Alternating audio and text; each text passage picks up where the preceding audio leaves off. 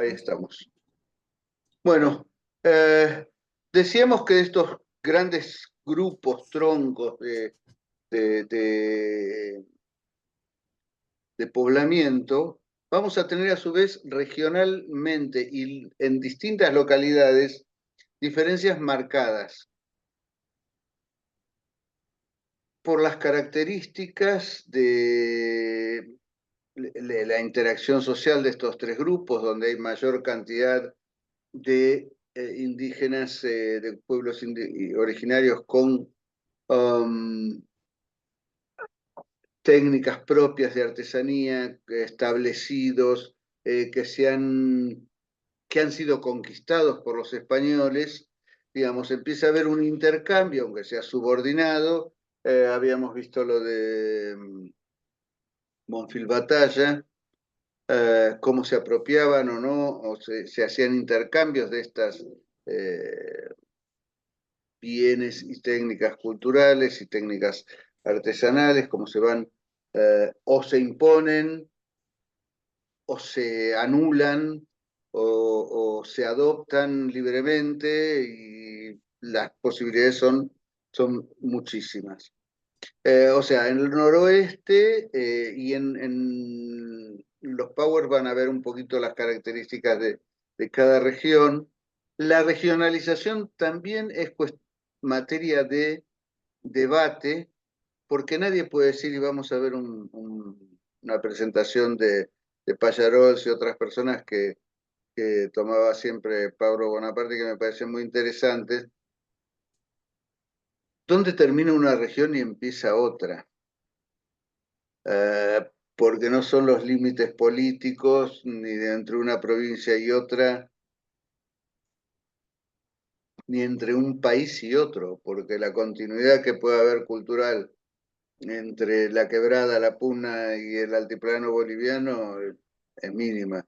O entre el Paraguay y la zona mesopotámica norte o el litoral norte de la Argentina, o entre Entre Ríos, Santa Fe, Buenos Aires, la zona rural de la provincia de Buenos Aires, el sur de Córdoba y el Uruguay. Incluso más allá de la diferencia idiomática, el sur de Brasil tiene muchos puntos en contacto con toda la región del Uruguay, del sur del litoral argentino, o Corrientes en cuanto a música, instrumentos, formas de estéticas, etcétera, etcétera. Eh, entonces, bueno, vayamos revisando un poquito eso. Digamos, en el siglo XVIII se definen muchas partes de las regiones o de las características que podemos ver en las regiones del país. Básicamente, lo que queda afuera es la Patagonia, donde los españoles no tuvieron dominio efectivo, y la zona del Chaco, que tiene pueblos emparentados con los guaraníes y con los tupí guaraníes, pero que tienen características propias, lenguas distintas, eh, manufacturas diferentes, y que no tuvieron esos contactos que pueden haber tenido con los españoles. El pueblo com no tuvo prácticamente contacto con los españoles, o los wichis, y tantas otras parcialidades originarias que tenían sus propias características, algunos intercambios y demás, pero que prácticamente no tuvieron contacto con los europeos ni con los criollos hasta el siglo XX. La verdad que ha sido demasiado traumático ese contacto en la mayoría de los casos.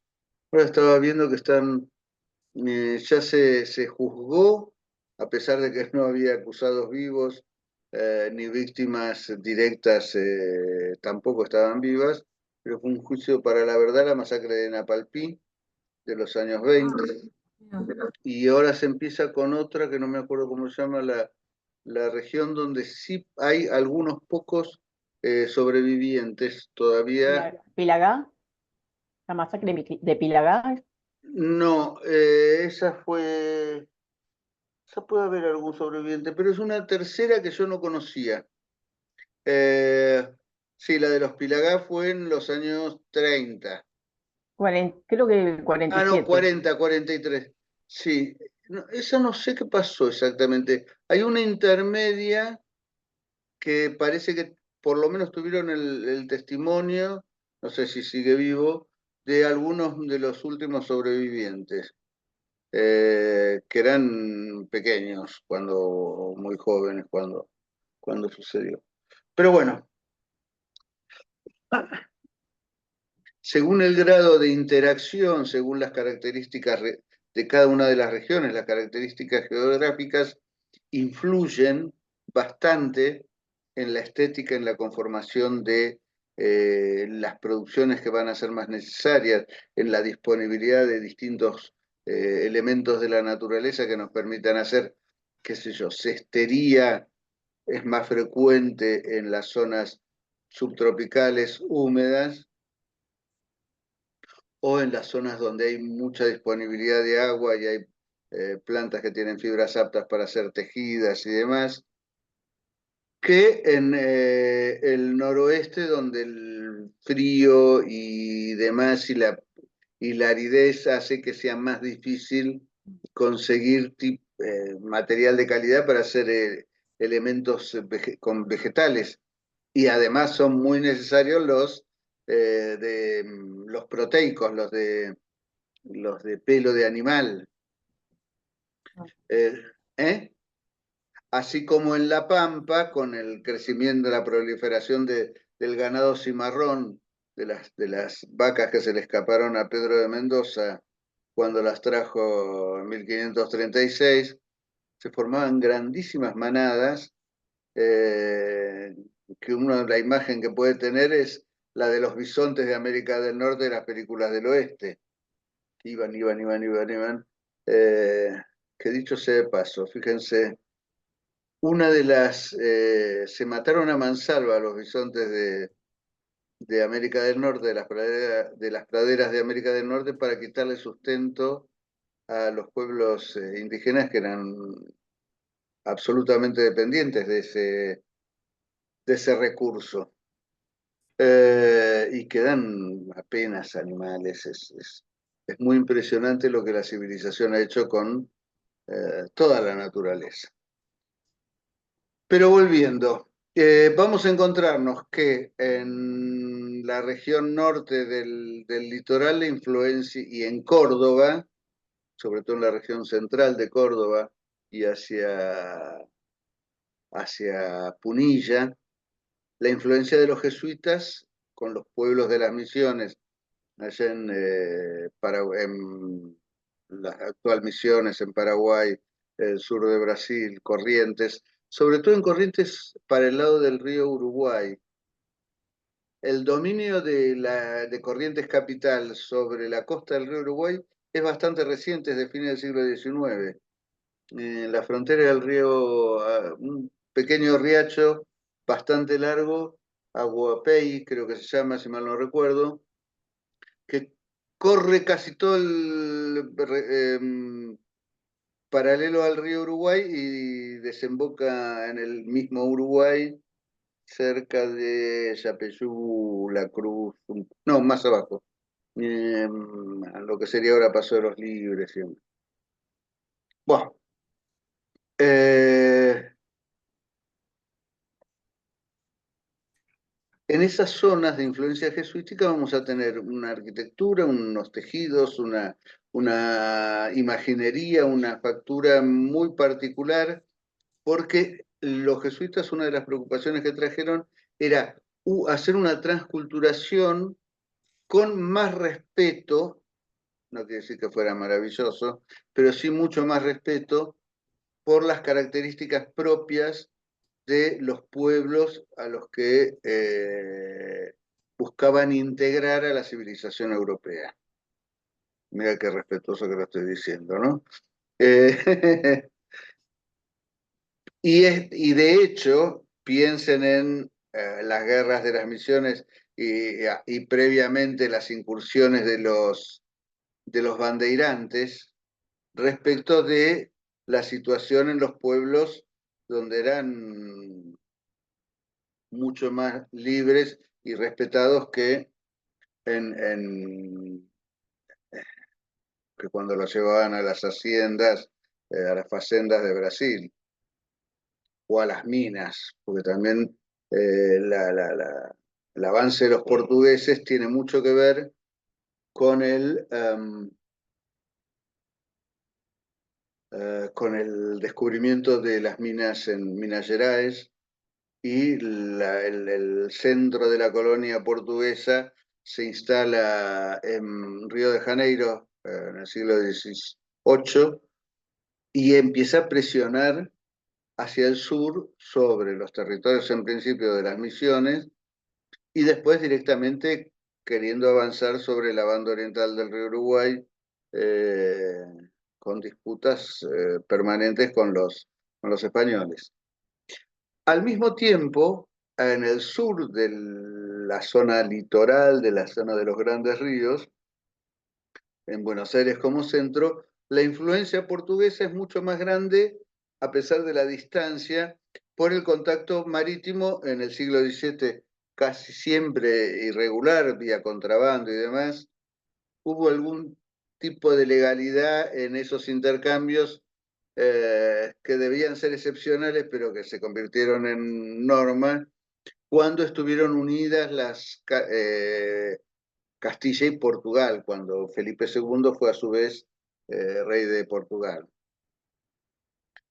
Y lo habíamos hablado con los muebles, el uso brasileros, la imaginería y los retablos rococó que vamos a encontrar en iglesias de Buenos Aires. Y en la zona rural, todo el desarrollo de las artesanías del cuero por la disponibilidad del recurso, la necesidad que es también una herencia, es bien criolla la cultura del hombre de a caballo, transformada de lo que era la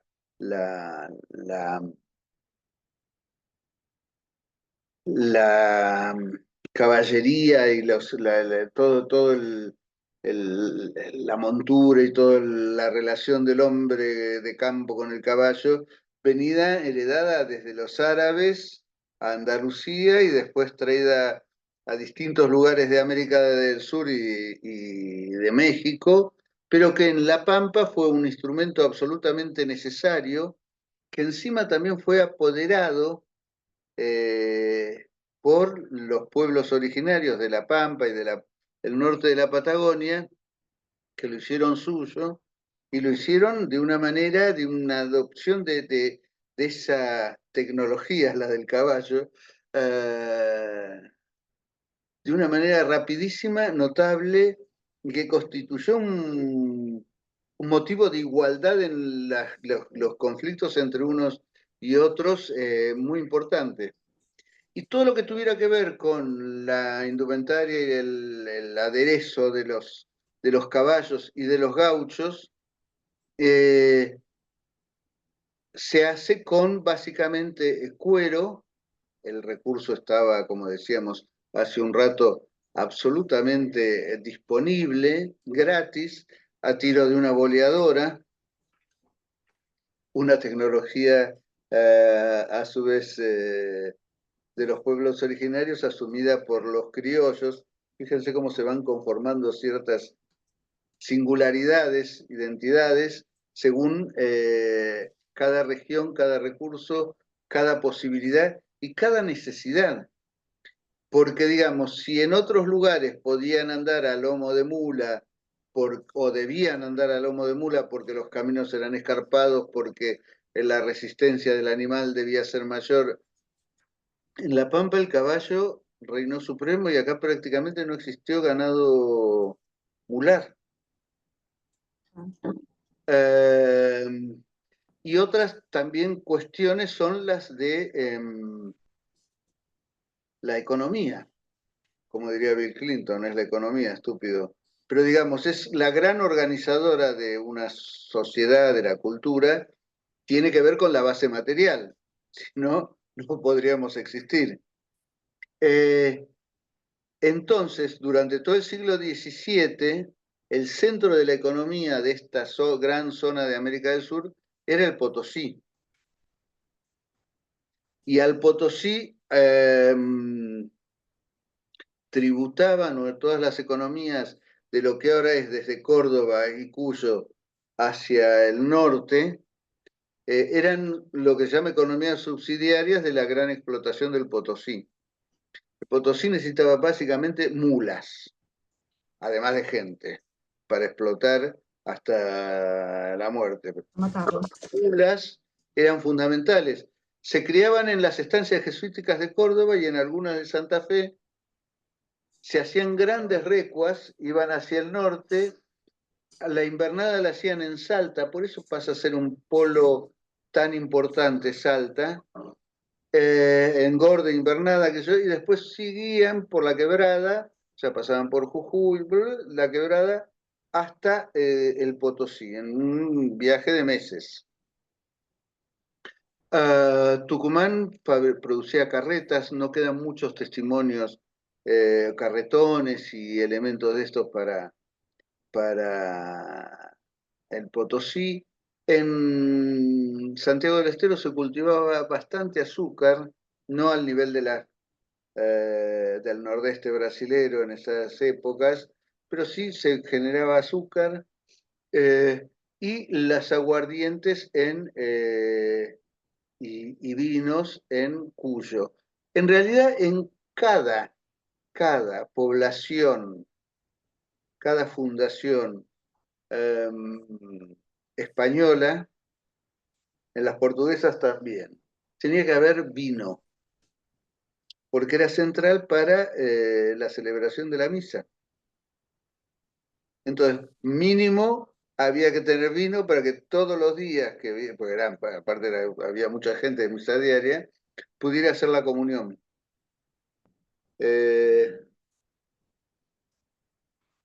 Entonces, tuviste vinos de calidad, los jesuitas tuvieron vinos de mucha calidad. En Córdoba había un vino en el siglo XVIII, no pude tener, que parece que es descendiente de o similar a una variedad andaluza de uva, se llamaban los vinos de vela, que eran muy apreciados y los de Córdoba llegaron a ir a, llegaron a exportarse a España en algunas salidas que eran circunstanciales. Cuando no era el camino de las flotas y galeones que saben que tenían que ir hasta Lima, después partir hacia Panamá, cruzar el Dairén un poquito más al norte, y en Portobelo se juntaban las flotas, no, iba una flota hasta salía de Cartagena de Indias, la otra la de Veracruz, se juntaban en Cuba, bueno, ese camino que estuvo vigente durante el siglo XVI, XVII. En el XVIII se empieza a diversificar. En principio había que tener un permiso especial para que pudiera salir un barco de Buenos Aires con alguna producción para la Corte de Madrid o para Andalucía, para Sevilla, para donde fuere. Y después se fueron regularizando y se fueron abriendo los puertos, hasta que en el siglo XVIII se abre el puerto de Buenos Aires por una necesidad económica, geopolítica, ese avance de los portugueses que decíamos, y empieza Buenos Aires a prosperar con el mercado de esclavos, lo habíamos comentado ahora.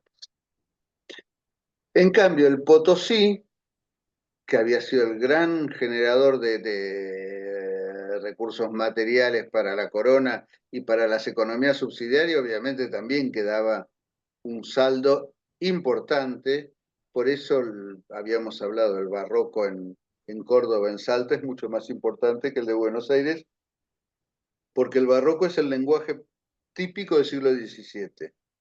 En Buenos Aires, que crece más tarde y con grandes necesidades, y no tenía disponibilidad de piedra, que es otra de las cosas que condicionan la producción de arquitecturas, sobre todo para la talla, para los trabajos de acabado que en el barroco eran fundamentales. Se van depurando las líneas con la llegada primero del rococó, que habíamos visto que en la Catedral de Buenos Aires podíamos encontrar algunas cuestiones que no se las subí todavía, se las voy a pasar, juro.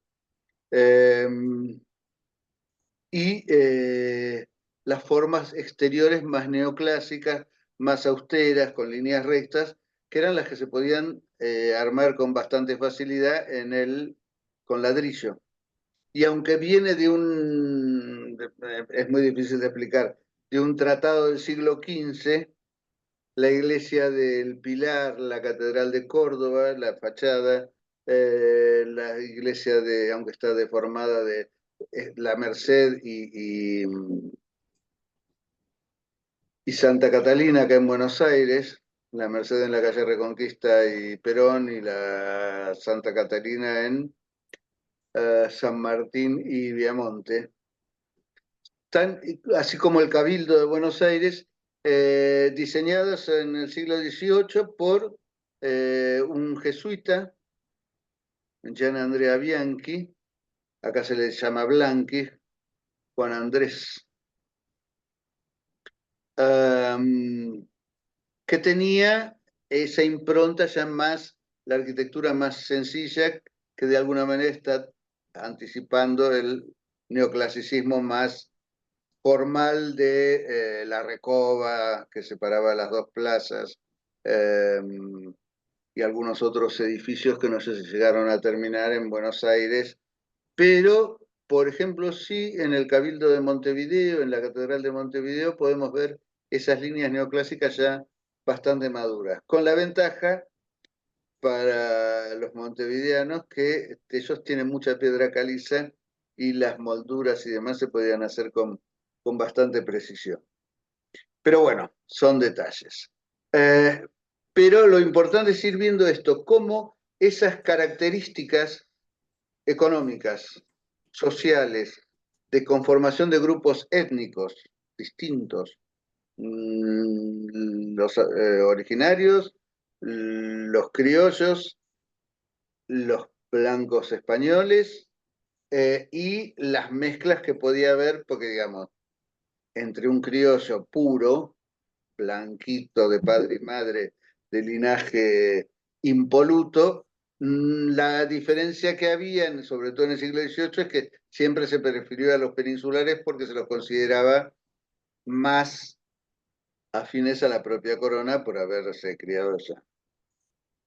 También empezaron a haber bastantes italianos en la Buenos Aires colonial.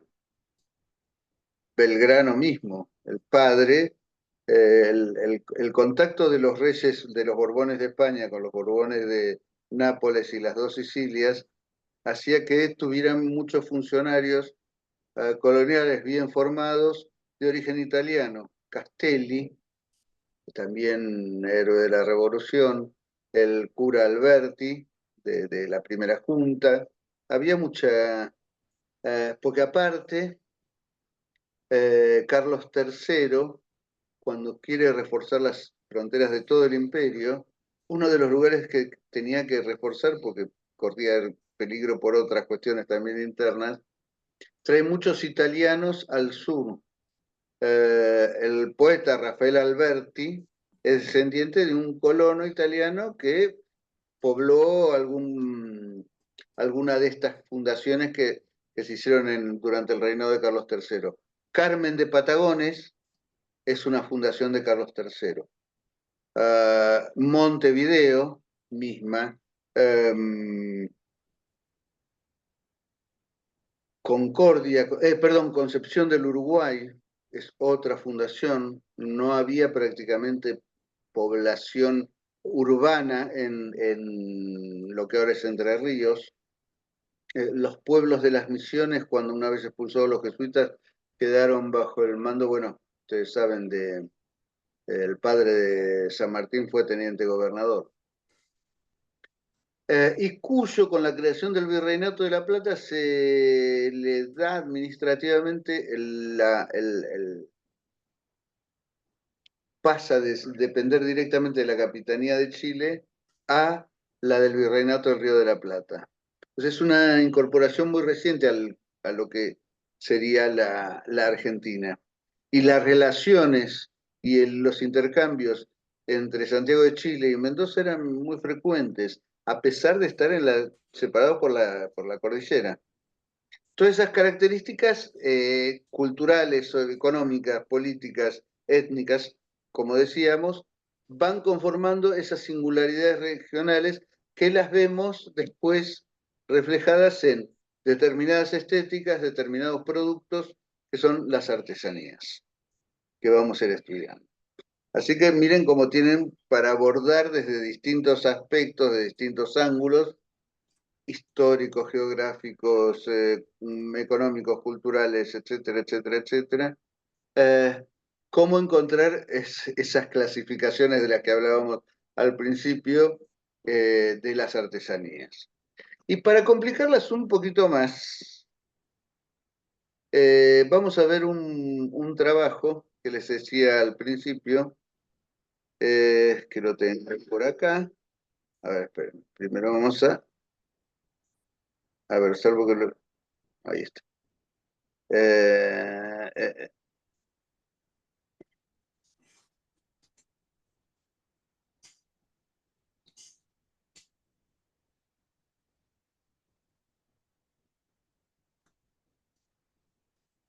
Desde el principio.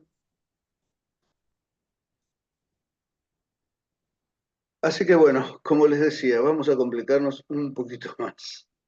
Juan Carlos Pallarols lo conocen, es el platero. Eh, las otras personas yo no las he llegado a conocer, pero fueron estudiantes de las materias. Esto creo que es parte de una presentación en un congreso de folclore de hace unos 20 años. Eh, y se plantea una serie de cosas. Ya está en la versión en PDF en el aula. Para algunas personas, los matriceros industriales son artesanos.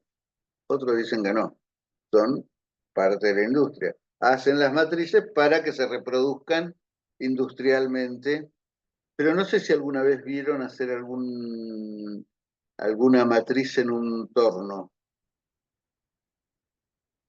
Eh, si yo necesito hacer un engranaje, probablemente tenga que hacer un molde y después trabajarlo en el torno, que son máquinas industriales. ¿Cómo es que le llaman? Sí, máquinas industriales, pero que tienen un trabajo de precisión donde por lo menos hasta hace muy poco tiempo la mano del hombre para manejar la máquina, las incisiones, los fresados, el pulir la superficie de metal, que después por ahí tenían que castrar con otra, con una precisión notable, eh, para muchos era una actividad artesanal. Está en esos límites que nos vamos a encontrar con toda la transición del blanco al negro, del rojo al azul, todo, como la luz del espectro visible. Ponen también acá que es muy común que uno vea un lavadero que se trabaja a mano, que hacen lavado artesanal. No son los rollos, así que... Entonces esa terminación tiene un valor, fíjense, el valor que se le impone a la palabra artesanal. En muchos lugares los peluqueros son artesanos, también la gente que cocina. Bueno, hablamos que la culinaria es una de las ramas de la artesanía, aunque sus producciones sean fungibles, o sea, se agotan con el uso, no la comen. Eh, en el Museo del Barro del Paraguay, el que dirige Ticio Escobar, que yo tuve la oportunidad de escucharlo un par de veces, un tipo súper interesante. Si alguna vez tienen la oportunidad de ir a Asunción, no se pierdan la visita y si pueden conversar con Ticio o si viene a Buenos Aires, que viene relativamente seguido, vayan a escucharlo. Eh, no hace ninguna distinción categorial entre arte y artesanía. Esto que hablábamos un poco al principio, el arte cuando se separa de la artesanía es que pasa a ocupar ese lugar elevado que le estaba destinado a lo sagrado en etapas anteriores, que en otras partes y con otros pueblos siguió. Esto fue básicamente un producto europeo de la época del despotismo ilustrado, pero que de alguna manera después nos llega y se nos impone también a nosotros. Pero nosotros habíamos visto que el arte era el oficio. Ars o tecné en griego era el oficio. El que lo dominaba con más maestría era el jefe de los... Por ejemplo, ¿saben de dónde viene la palabra arquitecto?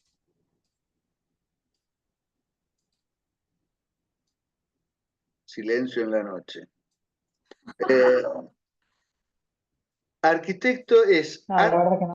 viene del griego archos tecton, el jefe de los obreros, de los artesanos. Tecton, sí, eran los artesanos de la piedra. Eh, pero de hecho era un saber que se iba acumulando, entonces, llegado a un determinado momento, uno podía dominar todo el ciclo, entonces era reconocido como el jefe. Pasaba en otras, en otras, en otros oficios, siempre pasó esto de que lo abrimos también, de haber gente que tenía más destreza, que era el jefe, era el que dominaba todo el proceso.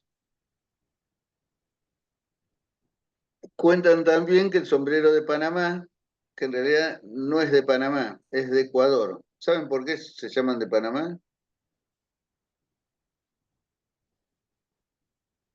Porque eran fundamentales para, por el sol, porque se morían a pasto, además de los mosquitos y demás, el paludismo y fiebre amarilla, para la construcción del canal de Panamá.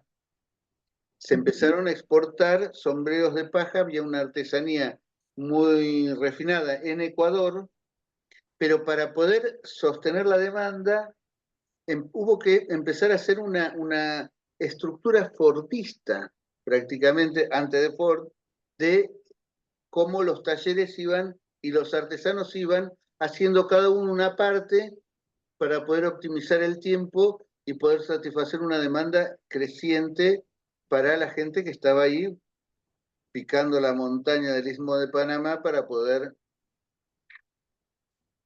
hacer el canal. Dicho sea de paso, en un momento que estaba a punto de fracasar la empresa porque Lesseps había hecho el canal de Suez, cortando era un tramo relativamente bajo entre la península del Sinaí y el Egipto. Vieron que tenía una franja de tierra que conectaba los dos continentes.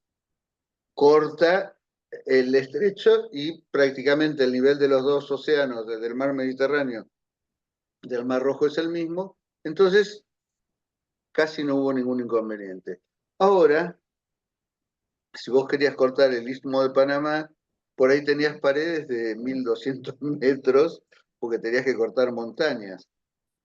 Entonces, la solución que se encontró fue entrar a un lugar, cerrar una compuerta, elevar el nivel del agua, pasar una segunda compuerta a un nivel más alto, así, así, y después empezar a bajar. Un trabajo de ingeniería notable, y las terminó haciendo Gustave Eiffel, el de la torre, que tenía una Sí, un gran genio para de eso. acero, ¿eh? Era un genio para eso. Sí, sí, sí. Y para hacer plata también, porque lo que le salió creo que necesitaba plata para terminar la Torre Eiffel, porque era una concesión, y pidió mucho más, y por la desesperación Lesseps se los da. Después hubo una quiebra porque tuvieron que hacer bonos para poder pagar la deuda. Fue, bueno, toda una historia. Lo encontré la vez pasada en YouTube. Eh, entonces, se organizó de manera fordista, esto es, cada uno hacía una parte y otros ensamblaban el producto final, se acopiaban y salían para Panamá, que son unos sombreros de una calidad absoluta, tienen trabajo artesanal, pero con esta mentalidad ya fordista. Habíamos dicho que en los grandes talleres artesanales, en principio de Europa, desde la Edad Media, desde la Baja Edad Media, hasta la Revolución Industrial, había unas características de esto, de división de trabajo, de las tareas, pero eran como una especie de carrera de méritos para llegar a ser un maestro artesano. En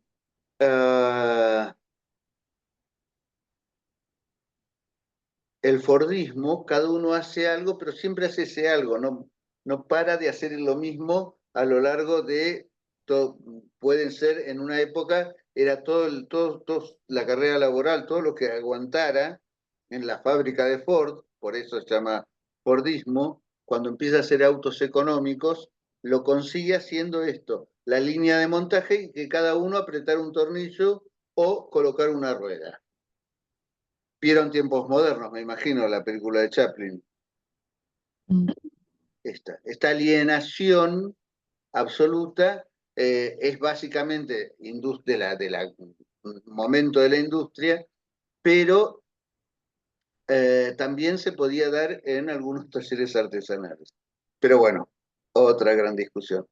Y a Pallarols un día, también lo cuentan acá, no sé si lo están leyendo, le vienen a pedir que saquen a los artesanos de la plaza, porque en la Plaza Dorrego él vive justo enfrente y tiene el taller. En la Plaza Dorrego es de los anticuarios, entonces a los artesanos lo querían sacar y dice, ¿cómo me voy a sacar si yo también soy artesano? No me pidan eso. Entonces fíjense todas las disputas de sentido que hay alrededor de una práctica como la artesanía.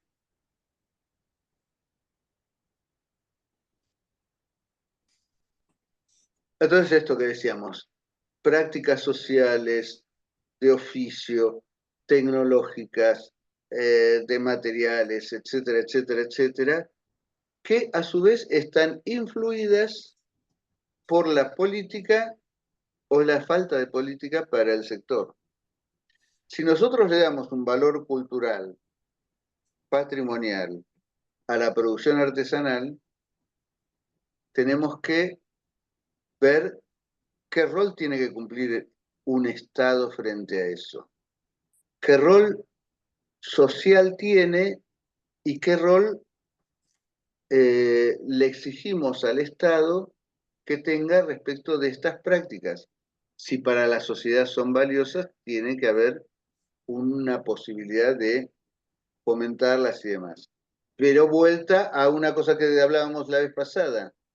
Si los pueblos originarios, para sobrevivir, tienen que vender un excedente de su producción que es cada vez mayor para que les sirva para satisfacer sus necesidades en una sociedad capitalista, porque no viven en el paraíso o en la isla de utopía, viven en una realidad y desde el lugar social más complicado en una sociedad capitalista. Empezamos a tener que producir cada vez más, vamos a ir empezando a sobreexplotar el recurso natural necesario para hacer nuestra producción, no vamos a permitirles, si son vegetales o animales, que se regeneren, y si son minerales, ni que hablar, porque ahí se agota, se va agotando. Entonces, tenemos que tener toda una visión y tiene que haber una política, la sociedad la tendría que sostener si somos capaces de trabajarlo, una política para la artesanía también, para la promoción, para el cuidado de los recursos, para ver la autenticidad de la producción.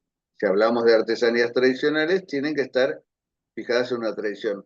No, la tradición no es trasladar todo. eh, no pusimos el libro de Raymond, ¿no? Tenemos que No. sobre la tradición. No, después entonces, porque lo estuve trabajando en otro lugar y me pareció que hay temas que pueden ser interesantes. Después lo vemos. Toda tradición implica una selección de qué es lo que yo quiero traer del pasado y conservar. Nunca es posible, porque no habría lugar para la innovación, por ejemplo, para satisfacer otras necesidades que se puedan presentar. Entonces siempre hay una selección que depende de muchos factores. Uno de esos son políticos o económicos y demás. Pero en la artesanía siempre es importante tener, y en todo, eh, asegurada la continuidad del recurso. Si no, estamos fritos. A ver, y una vez que ya vimos históricamente los tres grandes grupos y históricamente en geografía política, las distintas regiones, cómo se fueron conformando, léanlas en, lo- en los powers que les subí, vamos a tener que también los grupos sociales, si son de clase alta, son élites, van a tener ciertos consumos y pretensiones, si son de clase media otras, si son de clase baja otras. Hay aspiracionalmente la necesidad de querer imitar a las clases superiores y demás. El ámbito urbano y el rural van a tener requerimientos y necesidades diferentes étnicamente. Vamos a ver que, porque parece que lo étnico es nada más que los pueblos originarios, no. Nosotros también pertenecemos a distintas etnias, sí. Pero un pueblo determinado va a querer consumir y si mantiene su impronta cultural, si la quiere mantener, va a ir por un determinado lado y por determinados requerimientos. Un europeo recién llegado va a tener otros, un criollo o un mestizo va a tener otros, sí, y todo eso se va a ir cruzando entre también la necesidad de innovación, lo que se llama la modernidad, y la necesidad de conservar ciertos valores tradicionales, va a cruzarse también y va a ser parte de esta complejidad de la que estamos hablando. Eso que habíamos visto la vez pasada, otro de lo introducimos acá de vuelta, lo reintroducimos. Oficios y técnicas, si son metalúrgicas, si son textiles, si son artes del fuego, si es de cuero, si es cuerno, si es pelo, si es fibra de madera, de lo que sea, metal, piedra, etcétera, etcétera, etcétera. Cada uno de estos oficios y técnicas van dando una complejidad mayor a la posibilidad de categorizar. Entonces siempre nos vamos a quedar cortos cuando categorizamos. Fracasamos desde el inicio, pero es interesante ir buscando cómo podemos abordar una determinada producción, incluso para cuando encaren el trabajo. Después vamos a tener lo que se llama estilos, yo prefiero hablar de lenguajes, pero bueno, porque vamos a tener que ver que cada grupo, cada época, no podemos hablar de una época universal. Los europeos tienden a creer que su historia es la historia universal, pero sabemos que no es así. Está bien que influyó, pero recién a partir del siglo XV, bastante en el resto del planeta, sobre todo en América en principio, con la Via Yala, como dicen otros, que es el nombre más apropiado. Pero bueno,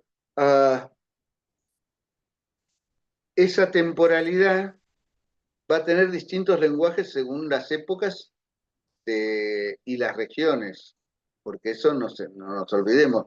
No es lo mismo el arte rupestre en el tiempo de Europa que el de la Cueva de las Manos o el de Cerros Colorados, o de otras regiones que ya no conocemos. Pero tanto la técnica como la representación pueden tener elementos en común que quizás, que es la teoría más aceptada, tiene que ver con convocar a la caza a partir de la representación de esos animales, bisontes en Altamira, eh, llamas o guanacos en otras regiones andinas de Sudamérica, y no se sabe por qué el tema de la impronta de las manos en la cueva de las manos. Los que más que cuevas son aleros. Pero bueno, vamos a encontrar todas las posibilidades de estilos, los que dan las escuelas, que también los maestros en un taller de artesano para generar sus propios artesanos para poder seguir produciendo, o en las escuelas de artes y oficios, van a dominar determinados lenguajes estéticos que van a ser una impronta distinta en cada lugar. Por las materias primas, habíamos dicho también, por el oficio, por la utilidad o el uso. Esto que decíamos de los usos, perdón, los rubros y usos, que un poco, si van a ser si siguen siendo de uso sagrado, porque digamos, todavía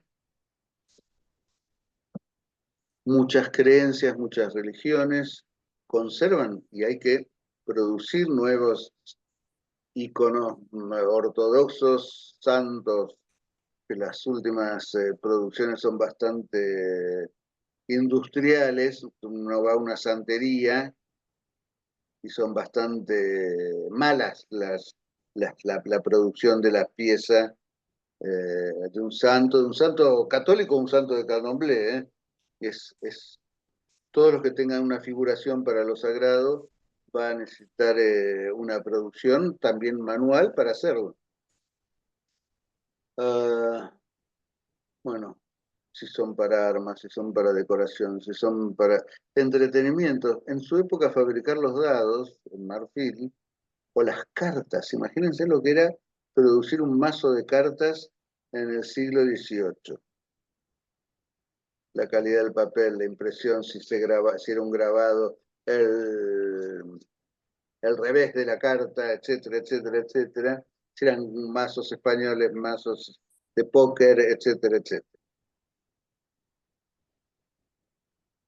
En lo que decíamos, todas estas categorías se intersectan y se superponen en lo que ellos llaman clasificaciones naturales. Yo, honestamente, desde que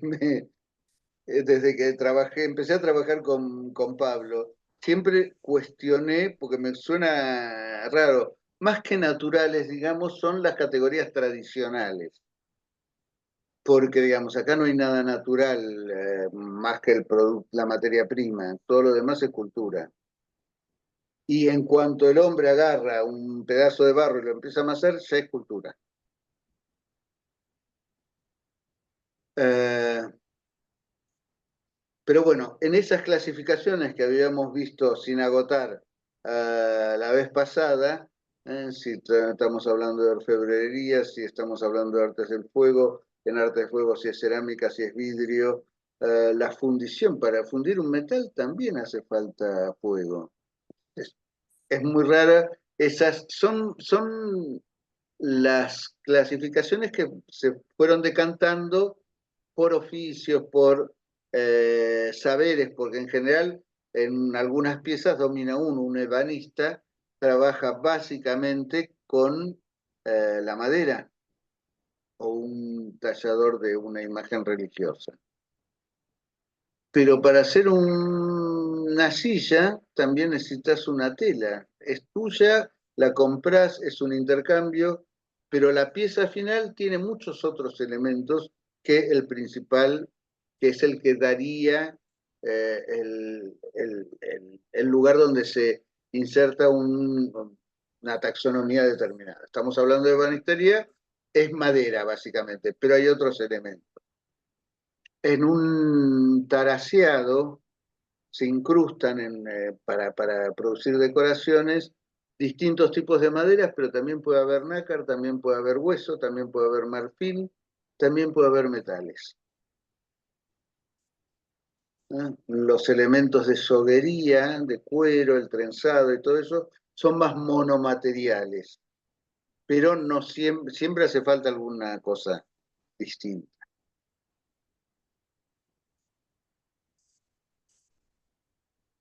Y siempre en todas estas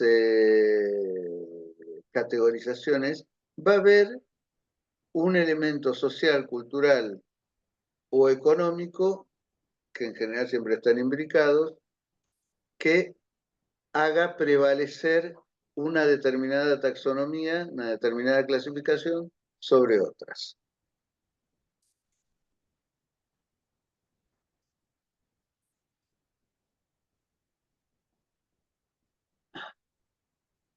Eso que decíamos hace un rato, ¿dónde termina una región, un país, una cultura?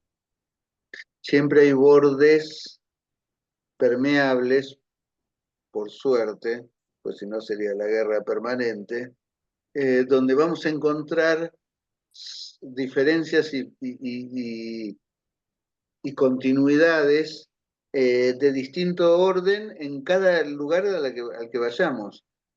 Porque también en una sociedad como la actual, ahora ya hay gente que está hablando del postcapitalismo, no sé si lo ubican a Varoufakis, el que fue ministro de Economía de Grecia cuando la época de la crisis tremenda, apareció Syriza en el horizonte, él era muy amigo de Tsipras, después se pelearon. El tipo habla de tecnofeudalismo ahora. Ya los dueños de la producción dominan sobre la producción industrial y el comercio. O sea, parece en Mercado Libre, parece un mercado, pero no lo es. Amazon parece un mercado, pero no lo es. Y tienen subordinados como vasallos. Hay que leer ese libro, yo todavía no lo pude agarrar, pero estoy empezando a ver comentarios y demás.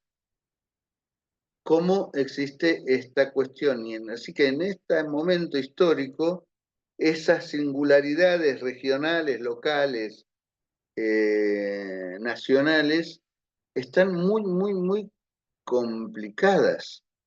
Así que bueno, volvemos también. Los oficios, cómo se definen por la técnica, por la práctica, el nivel de uso de herramientas o maquinarias, porque aunque sean máquinas manuales, a veces necesitamos un torno de alfarero, es una máquina, es un ingenio. Un telar, horizontal o vertical, pero con lanzadera, aunque sea todo manual, es una máquina. Habíamos visto que las culturas andinas era un oficio femenino y era un telar de cintura, se estiraba la trama y se iba haciendo todo el proceso con el cuerpo como máquina. Otras, volvemos siempre, o vuelven ellos, porque yo estoy describiendo un poquito lo que dicen ellos, pero hay cosas con las que acuerdo, obviamente. ¿Qué es y qué no es arte? Y volvemos a aquella discusión del siglo XVIII. No subí el Schiller, ¿no? No se los di tampoco la invención del arte. Es bueno tenerlo aunque sea en digital porque para ir consultándolo me tengo que preocupar. Ah, no, porque estuve con muchos problemas con mi Drive hasta que pude vaciarlo un poco. Así que voy a ver si lo subo ¿eh? ¿Qué decís, Paula? A ver si lo tengo yo acá, lo subo. Ah, no sé Déjame si ver. te lo había pasado, porque yo tenía creo que sí. Me parece que sí. Bueno, Vamos, fíjate. fantástico. Eh, Vuelta al tema de estilo. Estilo es una clasificación que cada Está vez... acá, ahora lo subo. Ah, buenísimo, buenísimo. Y pasarles el drive y después si tenés muy lleno tuyo, Lo bajás, ¿eh? Así que se lo baja Dale. cada uno a su compu. El tema del estilo, vuelvo, es una clasificación que viene muy del siglo XIX, también europea, que calcula, que trata esto, de clasificar algo que es muy difícil de clasificar, como es la evolución del lenguaje estético que en mayor o menor medida en todos los oficios y todas las artes depende de ciertos condicionantes culturales y de ciertos condicionantes tecnológicos. La pintura era una cosa hasta que apareció el óleo. Cuando aparece el óleo pasa a ser otra cosa y después cuando vienen las pinturas acrílicas también cambia en mayor o menor medida el lenguaje de los artistas.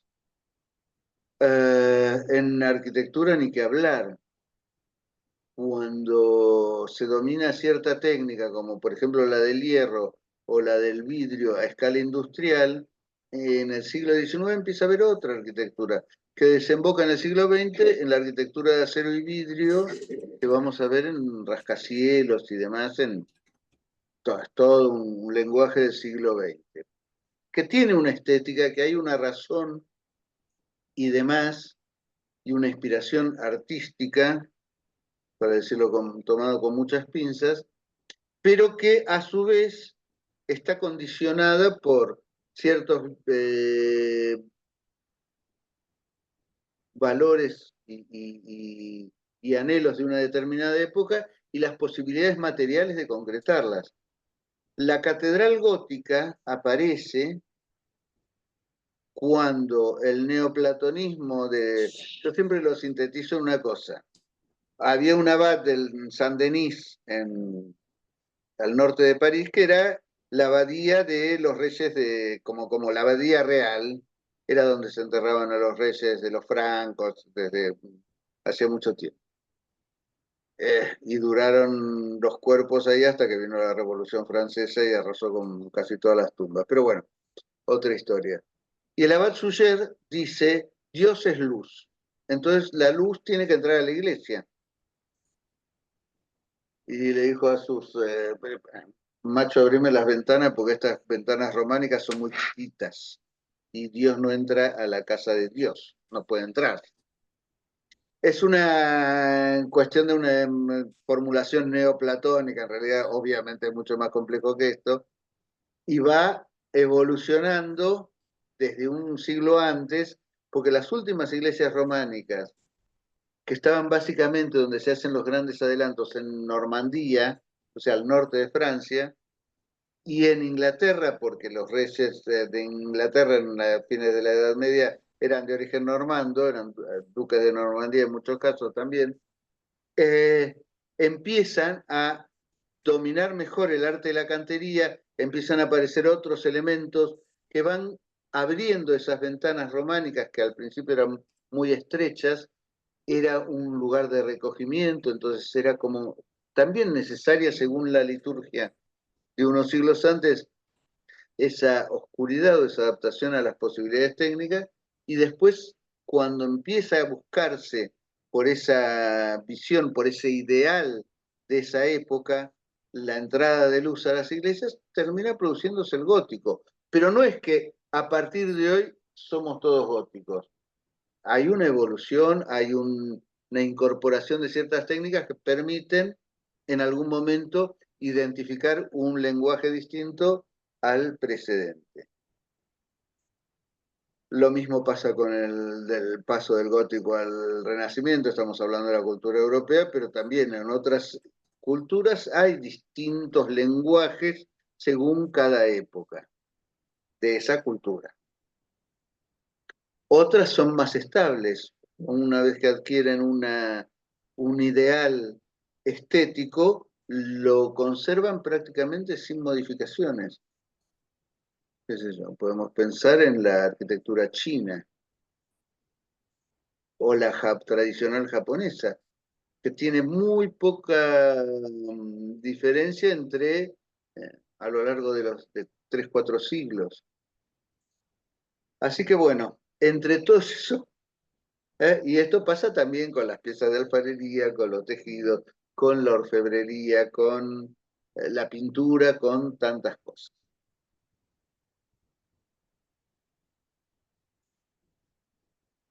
Después, los rubros, es todo otro tema también. Depende de cuánto transformemos la materia antes de generar el producto final.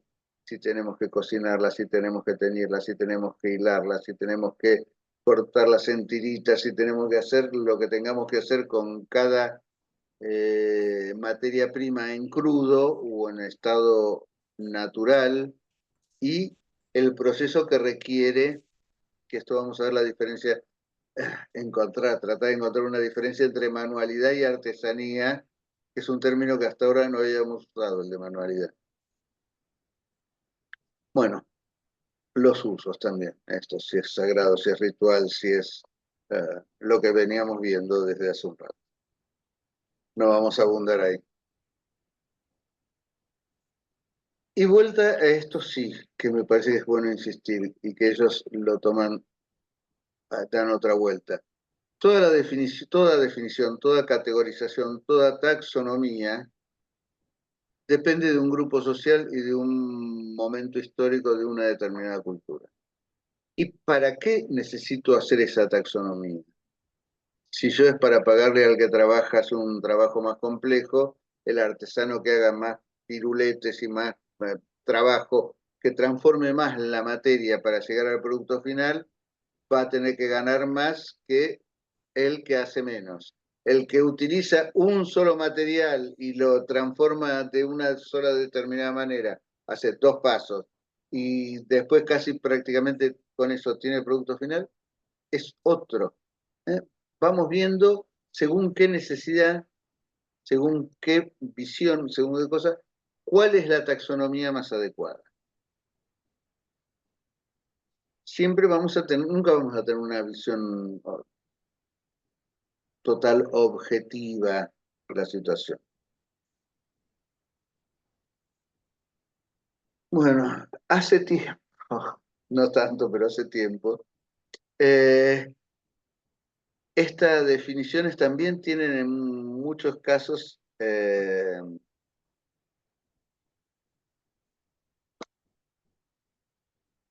una connotación despectiva.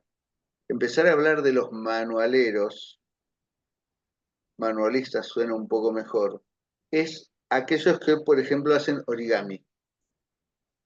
Prácticamente la única transformación que hacen de la materia es el plegado de un papel que compran hecho. No se considera artesanía. Los que hacen las carpetitas y todas las guirnaldas de los días de muertos en México, ¿son artesanos o son manualeros? El papel lo reciben prácticamente fabricado y la única transformación es que es un trabajo chino, o mexicano mejor dicho, pero es muy, muy impresionante ver esa transformación. Hay gente que no sigue insistiendo en que eso no es artesanía, es manualidad. Bueno, ese uso de máquinas, las máquinas que necesito las tengo que hacer yo mismo, o la puedo comprar, o la puedo, o poco. Puedo conectar a un torno, un motorcito eléctrico para que haga un poquito más rápido, porque el pie, la artrosis ya no me deja pedalear, ¿no? Todo ese tipo de cuestiones son materia de discusión, y si es, y, y nadie se va a terminar de poner de acuerdo de todo, si entra dentro del campo de la artesanía o no. Vuelta, las fronteras siempre son muy permeables, entre las clasificaciones y entre estas categorías también. Ay, me pasé porque había el cuadro. ¿Qué pasó con el cuadro? Ah, no, está acá. Ahora aparece, perdonen. Tiene que aparecer un cuadrito, ahí está. Vamos a encontrarnos entre todo ese mundo y esa complejidad, un gráfico que trata de dar cuenta de esa complejidad, que es bastante simple. El eje de las X, el horizontal, habla de la intensidad tecnológica, de la transformación de la materia. Vamos a ver. El eje de las Y es ya un criterio estético, que vuelta, en muchos sentidos, es contingente en el sentido de que lo que es bello en una época no siempre es bello en la siguiente. Lo que es bello en un lugar no es bello en otro. Siempre hay una cuestión de subjetividad y de pertinencia cultural que hace que la estética sea muy difícil como categoría. Se habla de las proporciones, de la proporción áurea, el número de oro, la serie de Fibonacci, lo que tiene que ver con ciertas cuestiones de la naturaleza o no, pero siempre hay un criterio subjetivo. Ay, a mí me encanta Picasso. Y otro te dice, es una porquería, los ojos todos torcidos. ¿Para qué? Yo quiero ver un caballo bien dibujado, ¿no? Entonces vamos a encontrarnos con eso. Pero hay algo que podemos ir reconociendo en determinados contextos como un producto más elaborado, con un ideal más refinado, más depurado, con una seguridad en el uso del lenguaje que domina cada artista artistesano, podríamos empezar a decir, que nos va a dar un criterio estético que en algunos casos es menor y en otros es mucho más elevado. Siempre tomando todas estas definiciones con pinza, porque ¿qué es lo que elevado? ¿Eh? Las fuerzas del cielo son elevadas, no parece. Entonces, en algún lugar de ese eje de las X, que no sé si tengo, sí, acá está el cursor. En algún lugar va a empezar a poder hablarse de obra de arte, pero vuelta. Esta raya es una zona muy gris y muy permeable y con las salvedades que decía hace un rato. Y en el otro, en el eje de las X de la intensidad tecnológica, donde hay menos transformación del material, hay manualidad, y donde hay más transformación del material, más trabajo, más intensidad tecnológica, como dicen los autores, es donde tenemos, ya podemos empezar a hablar de oficio. Pero fíjense que acá está mejor graficado que en el otro eje. Tenemos una zona gris, una zona intermedia, que no sabemos exactamente cómo es. Hay algunos trabajos de origami que son impresionantes. Durante mucho, contaba Pablo que hace unos años, la presidenta de la Asociación de Artesanos del Uruguay, yo no sé si cuando existía Manos del Uruguay, ¿se acuerdan que había una marca? Los más grandes, hasta los años 90, creo que yo recuerdo haberlos visto. Eran unas asociaciones donde se trataba de, sobre todo en esta última época, el oficio de artesano pasó a ser bastante individual, solitario, salvo algunos pocos y excepcionales casos como el taller de Pallarols, de platería. Pero en general, últimamente, uno va al artesano, hace su alhaja y la va y la vende en la feria, hace una pieza de alfarería, va construyendo, qué sé yo, mayores, menores cantidades, con la estética española, con la alfarería en Salto, uno puede encontrar estética española o de tradicional originaria. Hay gente que reproduce de la cultura Santa María, los motivos de la cultura Santa María, de esto, del otro, y tratan de reproducir la técnica originaria. Otros usan la estética de la pieza originaria, pero con un torno europeo.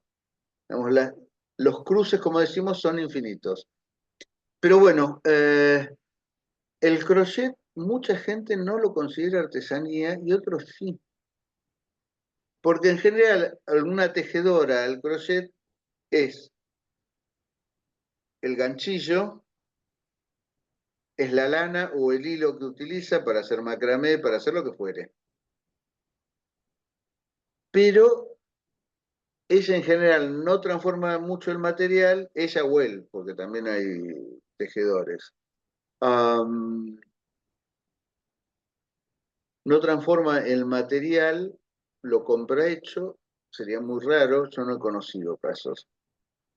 Los ganchillos no los produce, sino que va y los compra. Entonces mucha gente no lo considera, pero por ahí tienen un nivel de estética tan importante que salda esa diferencia de una manera que para una determinada cantidad de personas es así. Les decía que en manos del Uruguay hasta había una artesana y que tenía un lugar importante en la estructura de la organización del Uruguay, de los artesanos del Uruguay, que su artesanía eran souvenirs para casamientos, que todavía se usarían bastante. Ahora se va perdiendo, pero hay mucho, sobre todo en ciertas regiones más alejadas de los grandes centros urbanos, se utiliza, o para las fiestas de 15 de las chicas y este tipo de cosas, toda la creación de souvenirs manuales que pueden tener una impronta artesanal y que quedan ahí. ¿Qué sé yo? En una época también, ya son como neoartesanías, había unos aros de madera con una especie de crochet que le decían, ¿cómo era? Atrapasueños o no sé qué, Mm, con plumas. Algunos, sí, sí, Atrapasueños. ¿eh? Sí, Atrapasueños, o no sé si era el de las pesadillas. Va con el tema, claro, de los espíritus malignos y eso. Bueno. Tiene. Digamos, fíjense de qué cantidad de cosas depende un producto, y eso se puso de moda, estaba, no sé si ahora hay, yo por lo menos hace Mira, rato que a no ver, veo. perdón, ¿lo llegan a ver? Ah, Está colgado de las cortinas. ¿Se sí, sí, ve? sí, sí, sí, ahí está. Está hecho todo con lana y tiene Claro. bolillitas entrelazadas. Y Mm, después allá, a ver, no sé si se llega a ver el otro. Tengo la cámara. Sí, ¿Se llega a ver el otro? sí, sí. Eso sí, es con cintas, lanas y cintas mirá también. vos. Mm, Está todo en el dormitorio porque hay que atrapar los sueños. Sí, sí, yo me acuerdo de parte, lo recibí como souvenir de un cumpleaños de 50 cuando yo tenía 40 y pico. O sea, imagínate los años. Una amiga que cumplía años alguien compró X cantidad de estos souvenirs para darles a sus amigos y yo lo tuve. No, puede ser que uno crea o no crea, qué sé yo, sí, también. Una vez me regalaron, hace más de 30 años, una lechucita artesanal que decían que había que ponerla en un lugar mirando la puerta y con eso te protegía la casa. Digo, esos usos mágicos también tienen un papel, aunque uno sea ateo, agnóstico, no se considere supersticioso, siempre tenemos algún rasgo que nos puede, nos puede hacer pensar en que ese poder mágico que pueden tener algunos objetos, que es parte de la cultura y que la seguimos teniendo, más escondida, menos, qué sé yo, pero está. Bueno, Profe, sí, perdón, usted decía que el crochet, el ganchillo, algunos no lo consideran artesanías y otros sí. Con ese criterio de que no se considera artesanía, también podríamos decir que los ponchos tampoco, porque la telera no va a esquilar la oveja y el que hace macramé tampoco, o sea que todo viene con algo de atrás que está como hecho.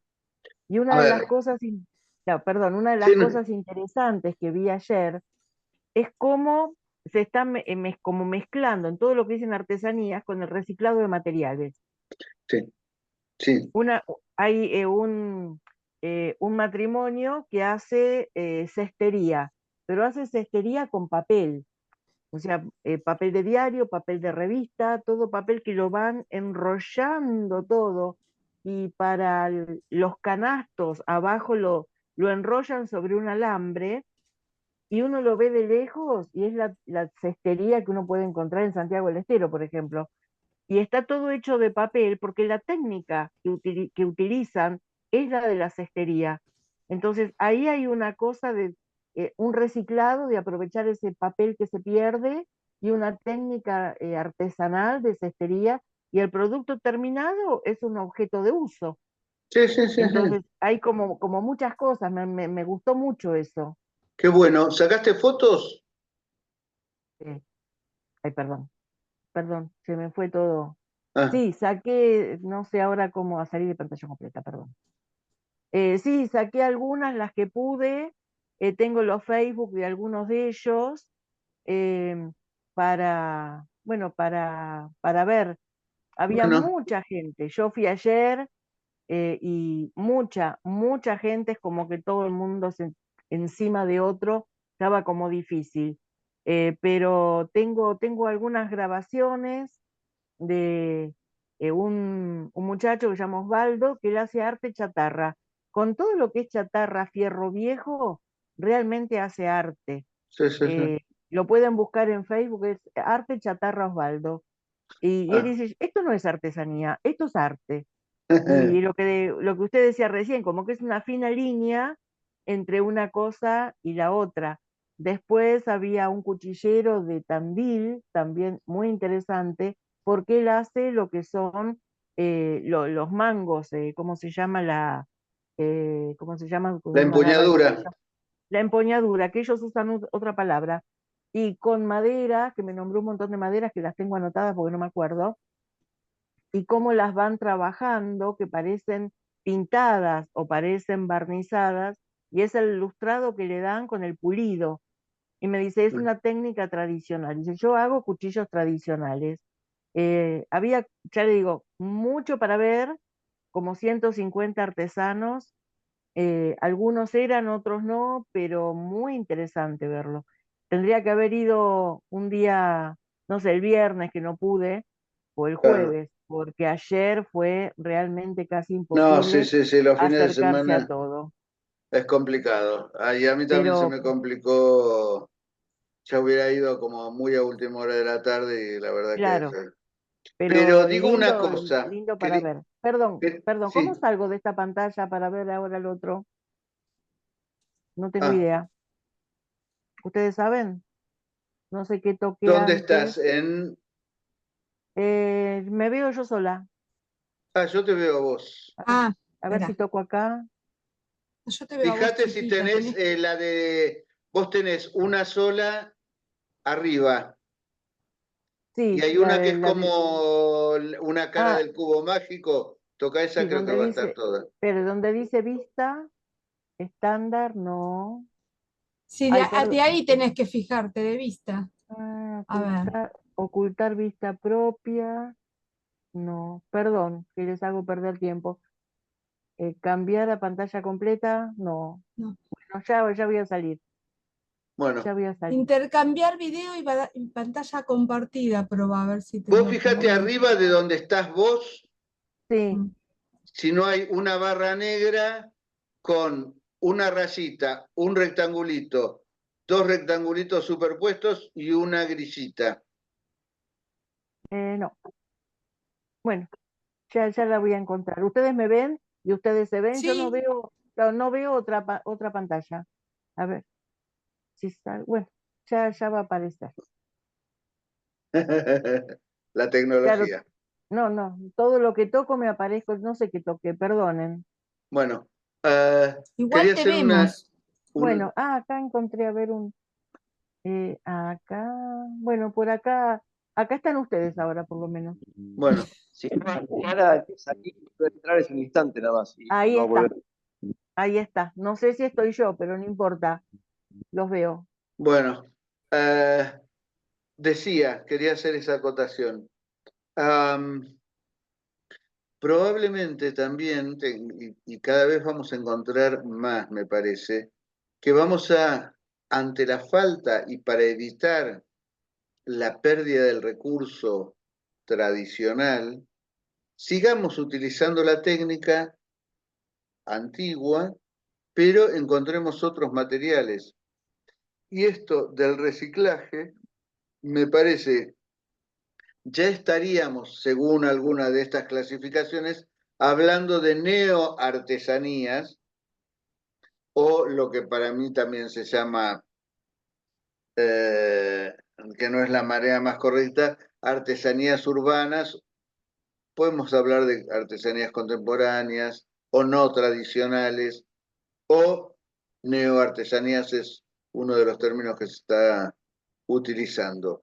Porque, digamos, no es el recurso al material que nos da la tierra, que nos da un animal, una planta, qué sé yo. Hoy un charango ya no se hace más con la caparazón de un quirquincho. Y suenan igual. Es más, la mayoría de los charanguistas reniegan de alguien que quiera utilizar la caparazón de, o matar a un quirquincho para hacer un charango. Pero fíjense también, es muy interesante eso. Los instrumentos de cuerda son básicamente europeos y esa es una apropiación y una adaptación indígena, que para encontrar una caja de resonancia, porque por ahí les era muy difícil encontrar una madera, porque la técnica de la construcción de una guitarra es muy compleja. Encima son la madera de la tapa de atrás, la de adelante, los laterales, etcétera, etcétera. Y eso les dio la capacidad de hacer una resonancia, como el banjo en Estados Unidos, que es un instrumento de los negros, en principio se hacía con latas de tabaco. Y se les ponía el palo y eran muy pocos cuerdas originalmente, una o dos, pero con eso conseguían hacer música, porque un africano esclavizado no podía tener ninguna propiedad de nada. Entonces, el reciclado es, el material para reciclar es también factible de ser utilizado eh, y considerado artesanía tradicional. Qué sé yo, los violines de una sola cuerda de los santiagueños, con el que se toca la chacarera. Es muy impresionante y la sonoridad que tiene. Cuenta la leyenda que se lo escucharon a Francisco Solano, que iba por los campos entre los pueblos originarios con riesgo de vida, qué sé yo, había de todo. Tocando eso y con su violín embelezaba, cuenta la leyenda, ¿no? Hay que ver cuánto eso es de cierto.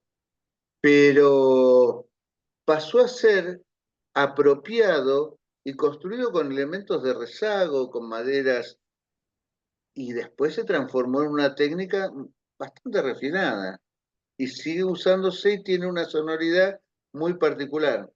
Así que bueno, Profe, sí, disculpe, eh, la otra vez, hoy me acordé me acabo de acordar que yo me gané una quenilla en do en un concurso que hizo una luthier de aerófonos en forma virtual. Y me parece que le quería preguntar si le parecía que quizás también repiense si podría llegar a elegir la quenilla en do para investigar, porque también es un instrumento realizado exclusivamente de forma artesanal, ¿no? Y no sé si se puede considerar para el trabajo Eh, que hay que hacer para la materia. ¿Aerófonos en general o no te entendí cuál en particular? Eh, sí, sí, dije que Ninja en Do porque me llamó la atención también que exista tanta variedad, ¿no? Pero Ah, de saber un poco la puede historia, ser, sí, sí, porque sí, la sí, sí. desconozco. Es Ah, bueno, interesante, es interesante. Los sikus, cualquier, qué sé yo, por ahí, una quena se supone que es conseguir el pedazo de caña más o menos normal, tallar la boca, los agujeros, bueno, la salida.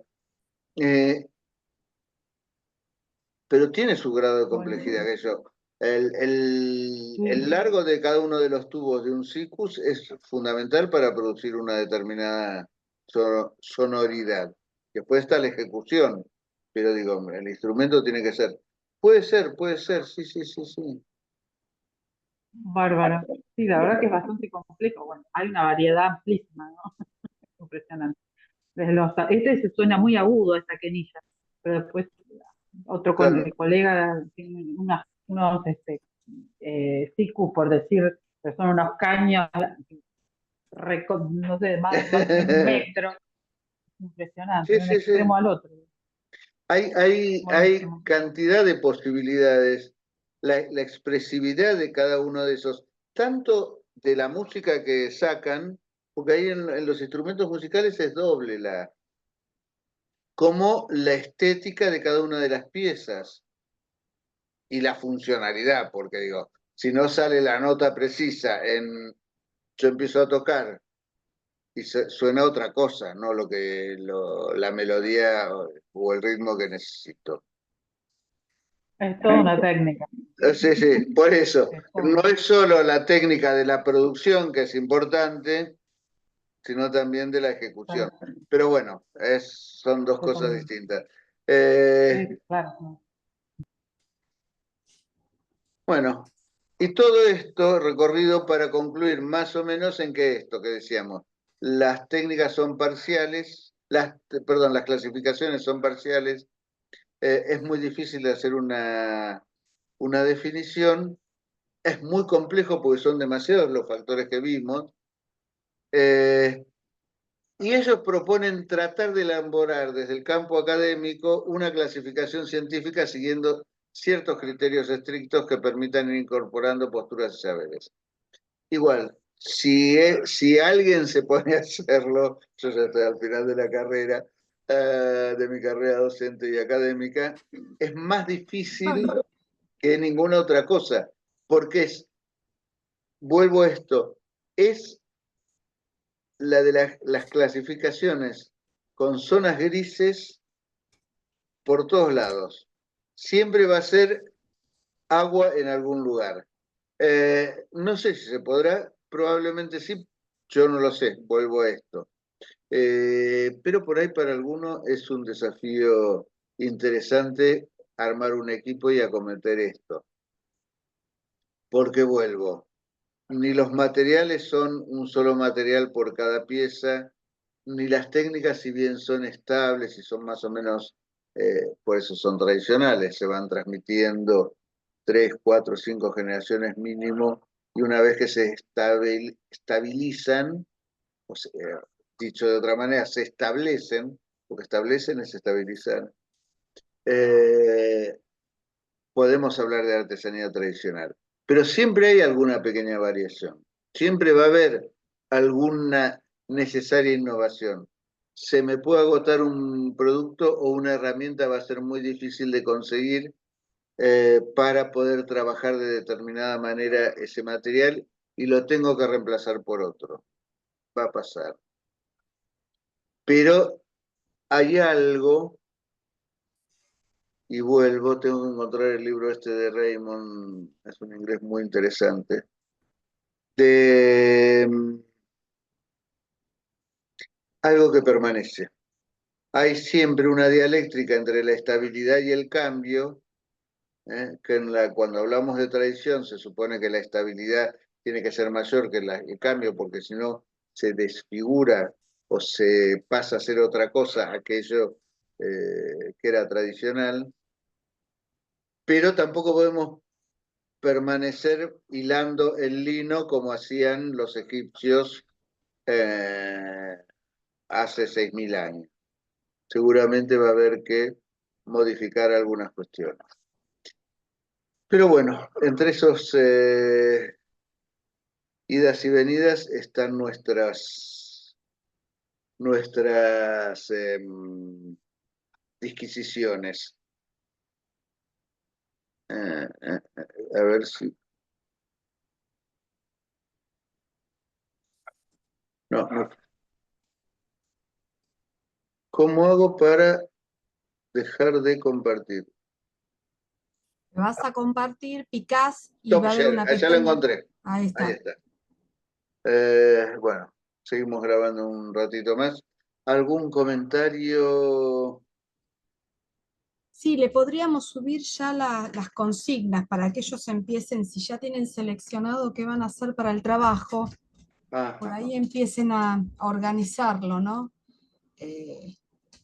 Y por ahí estaría bueno que ya vayan por ahí, mandando, no sé si abrirles un foro, Podría una ser como pestaña con hicimos... un foro en el campus, y que ahí empiecen, aunque sea a poner qué es lo que van a trabajar, como para claro, que ¿qué ya temas empiece a les haber interesa? Sí, claro, a ver si hagamos los así. podemos también guiar con Si ya alguna lo pensaron, si bibliografía. Sí, tienen más de uno como posibilidad, a ver, me claro. interesa este, pero también Entonces yo me gustaría aquello.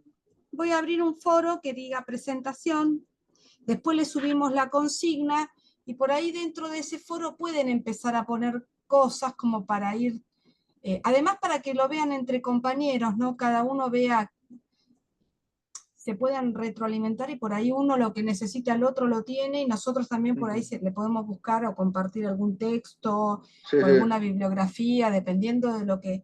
Pero estaría bueno que ya lo formalicemos, que le empiecen a poner por escrito sobre lo que van a trabajar, ¿no? O lo que tienen pensado, por lo menos, ¿sí? Sí. Entonces yo les No les voy a armar un mandé foro. la estructura de... No, los No. requisitos no. En estos días se los mando. Pero Yo bueno, les subí lo de Skinner, no el que tenemos nosotros porque es muy pesado. Le subí un texto había que como están... una especie de power... Hay igual unos capítulos, sí. pero en internet tienen un montón para buscarlo. Lo tienen completo, lo tienen por partes, lo tienen por capítulos, o sea, hay bastante. Entonces también se lo subí como para que tengan una idea de cómo es el libro, ¿no? Está. De algún modo, Octavio Paz también lo toma. Larry Skinner, se toma el trabajo de él, es describir exactamente cómo fue ese proceso durante el siglo XVIII, en que se autonomiza la esfera del arte y se diferencia de la artesanía. Empieza a ver el tema del autor, el tema de la contemplación, que está implícito también, pero es bueno tener las dos miradas porque en algún punto coinciden, pero no en todos. Así que bueno, ¿algún comentario más? ¿Alguna duda? No sé cuántas clases nos quedan, no para apurarlos, pero sí yo para... quería preguntar, porque Sí. me quedé pensando con esto de lo difícil que es la clasificación, ¿no? Entonces, en el momento que hagamos nuestro trabajo, mencionamos que todas esas categorías, Claro. pero queda como abierto entonces la posibilidad de Siempre va a haber, seguir. digamos, si Está vos bien, para tener una idea, porque es infinito, digamos. Tal cual.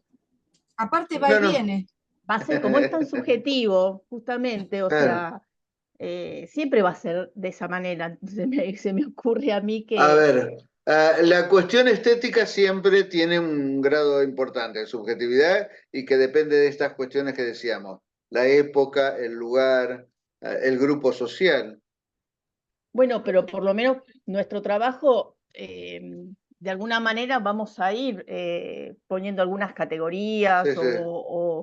lo vamos ubicando en algunos aspectos, pero bueno, no quedaría como abierto. A ver, la clasificación, lo que me refiero, por ejemplo, a ver, para dar 2 o 3 ejemplos. Si vos tenés un artesano platero, básicamente va a trabajar en plata y no va a haber demasiada dificultad en ubicarlo. Es metálica, trabaja sobre la plata, platero, plata, ¿no? Después hay que ver si es más de técnica de cincelado, de esto, del otro, de lo de más allá, plata batida, plata esto, o técnicas mixtas, pero es un universo más o menos claro y que se puede definir bastante bien. Un orfebre otro tanto. El orfebre por definición es el que trabaja el oro. En general a veces se usa también a los joyeros, se le dice orfebre, pero bueno, ahí sí hay que por ahí encontrar si está dentro de lo que yo pienso que es la clasificación. Bueno, pero seguramente por ahí hace incrustaciones de piedra preciosa, por ahí tiene algún aditamento o algún adorno de plata o de platino o no sé qué. O si yo hago, supongamos, un trofeo de plata o la Copa del Mundo, iba, iba a decir la Jules Rimet y nadie va a saber qué es. Era la Copa se daba hasta, creo que era cuando se ganaban 3 veces seguidas, ese trofeo queda en país, la Copa de Jules Rimet era cuando yo era chico, en los 60, creo que la terminó teniendo Brasil, supongo. Bueno, no importa. Pero el trofeo de la Copa del Mundo es una obra de arte, se hace en oro, la original, después hay réplicas que son doradas, pero la base es de otro material, madera quizá, o tiene una plaquita de bronce, no sé. Estoy tirando cosas al voleo. Lo ponemos como que lo principal es una cosa y tiene aditamentos de otro. Ahora, la cuchillería ya es distinto, porque más allá de la hoja, que tiene que ser de acero, el trabajo en acero, si es damasquinado, si es de esto, si es lo otro, va a tener toda una cantidad de técnicas que hay que encontrarles cuáles son. Y después la empuñadura, ah, da como posibilidades de marfil, de asta, de combinadas, de cuero.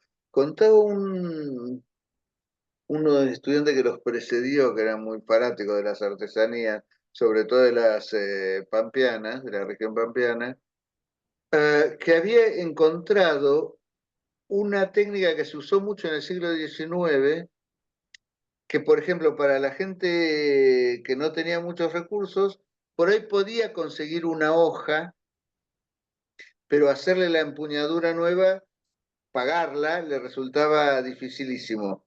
¿Qué sé yo? ¿Vieron cómo se hacen las facas en las cárceles? Es una técnica artesanal. Y para hacer la empuñadura usaban mazos de cartas que faltaba alguna pieza o que estaban rotas o que se notaba mucho cuál era porque estaban ya como muy marcadas. Le hacían una incisión, vieron que la hoja tiene un cabo que queda oculto y donde se toma y parece que los metían, perdonen el gesto, ¿no? Porque suena feo, una adentro de track, track, track, se iban pegando y se tallaba ese masacote de cartulina y pegamentos y le daba una forma ergonómica quiere decir que es apta para su trabajo, eh, en un trabajo que también era manual y que producía, mira, hablando de reciclado, ya no existe, o si existe queda en una situación bastante marginal, pero es muy interesante cómo aparecen eso. Y cuando nosotros vamos a ir encontrando la descripción de la técnica, de los materiales que se usan, ahí por ahí nos arrimamos bastante bien a una clasificación. lo vamos viendo de todas maneras. Pero hay alguna cuestión, por eso, y yo ahí entiendo por qué se llama natural, porque uno se va aproximando a la naturaleza del material, qué tipo de técnica, y nos va ayudando dentro de la dificultad general y la complejidad a encontrar un lugar donde clasificarlo. No es, uno la quiere agrandar para ganarse el sueldo, ¿no? Pero es difícil y es bastante difícil, pero tampoco es imposible. Siempre va a quedar algo abierto. Esto no pasa nada. Es parte del tema. ¿Ah? Así que bueno, ¿alguna otra cosa?